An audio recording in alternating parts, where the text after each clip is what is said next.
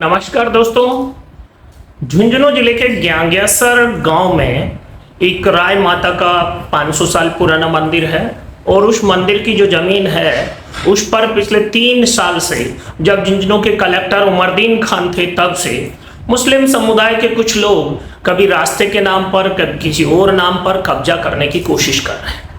ये एकमात्र ऐसा स्थान है जहां आमने सामने 2 मंदिर की जमीन है और उन मंदिर की जमीनों में अपनी भूख मिटाने के लिए कुछ मंदिर के मानने वालों ने भी जायज नाजायज तरीके से मंदिर की जमीनों को खुर्द-बुर्द करने की कोशिश की है। और अभी राय माता मंदिर के जिस खसरा नंबर 399 का सेटलमेंट की टीम पैमाइश करके गई है, उससे पहले भी 3-4 बार पैमाइश हुई है। मामला लंबे समय कोर्टों में रहा है, कई प्रकार के नक्शे मौके बने हैं। सब में मंदिर की जमीन जहां तक थी, अब सेटलमेंट की टीम ने खुद को सेट करते हुए, अतिक्रमियों से सेटिंग करते हुए उसके नक्शे में बदलाव की रिपोर्ट दी है। निश्चित रूप से राय माता मंदिर प्रबंध समिति इसके खिलाफ अपील में जाएगी, लेकिन वहां काम करने वाले पटवारी और उनके सहयोगी जो स्टाफ हैं, उन्होंने कितने में अपने आप को सेट किया, कितने में अपने आप को बेचा, ये तो रिसर्च का विषय है। क्योंकि एक तरफ वही पटवारी 91 की कार्रवाई करते हुए उसको अतिक्रमी मानता है और तहसीलदार उसके खिलाफ बेदखली के आदेश पारित करता है, और कल सेटलमेंट की टीम उसे अतिक्रमी नहीं मान करके अधिकृत करके जाती है। अपने आप में पटवारी की जो कार्रवाई है वह अंतर विरोध की शिकार है और निश्चित रूप से इससे संकेत जा रहा है कि कहीं न कहीं किसी ने सेटिंग की है। मंदिरों की जमीन पर सेटिंग का काम चल रहा है, जिसके लिए नायब के, तहसीलदार के बेदखली के आदेश हैं। पिछले 2-3 साल से विवाद चल रहा है। वहां पर 50 से अधिक अतिक्रमी थे, सबको हटा दिया गया है और एक आदमी सेटिंग करके सब खेल खेल रहा है और हम देख रहे हैं। पूर्व में भी इस पटवारी की जो भूमिका थी, जब पिछले साल मेले से पहले अतिक्रमण हटाए गए थे तो कलेक्टर ने पटवारी को कार्रवाई से अलग रखा था।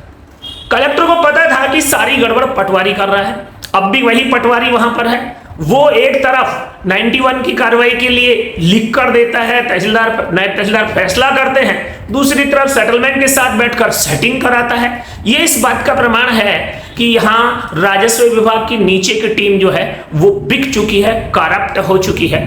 और इस सारे विषय में, क्योंकि इस राय माता प्रबंधन समिति के प्रवक्ता के नाते मैंने अतीत में भी अपनी भूमिका निर्वहन की थी और अब भी करने जा रहा हूं, मुझे मालूम है कि इस सारे विषय में पटवारी ने सेटलमेंट की टीम को सेट करके जो सेटलमेंट कराया है वो टोटली सटल है, और सटल के खिलाफ चैलेंज करना, उसके खिलाफ अपील करना, उसकी बदनीयती को उजागर करना, ये हमारा कर्तव्य है।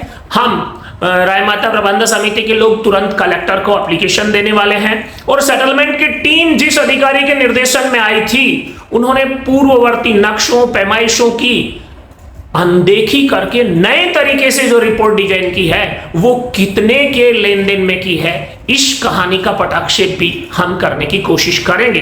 लेकिन यह तय है कि 399 नंबर खसरा जो राय माता का है उसका सीमा ज्ञान नक्शे के अनुसार जहां होना चाहिए था वहां से बदलने की कोशिश कुछ न कुछ लेन देन के साथ हुई है। इस बात से इनकार नहीं किया जा सकता।